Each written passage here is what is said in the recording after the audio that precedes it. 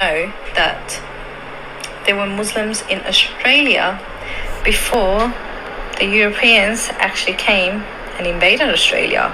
This is a very interesting topic. People that practiced Islam actually made contact with and traded with the indigenous people of Australia.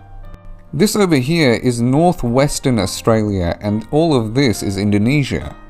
Now this area in particular is called the Sulawesi Island, and the Makassar people who lived here would sail down to the coasts of Australia to fish for sea cucumbers. So over here they established trade relations with the indigenous Australian communities. Now this area here is Arnhem Land, where the indigenous Yolngu people live.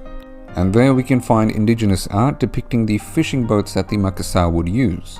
This is more indigenous art. This is the sort of boat it was depicting. So the question here, of course, is, was this before or after European colonialism? So the general belief is that the Makassar started trading with the indigenous Australians a few decades before British colonialism. However, radiocarbon dating reveals that the art depicting the Indonesian boats goes back around to the 1500s. So that's even before the Dutch, who arrived in Australia in the 1600s. But this is, of course, all very debated. We don't really know the exact dates. So these Muslim fishermen have probably been trading with indigenous populations for a very long time, which has actually impacted the languages of that region, some of the beliefs, and some of the rituals. But also, Islam has been practiced in Australia almost as long as Australia has been colonized, as the British had brought over cameleers to guide them through the deserts.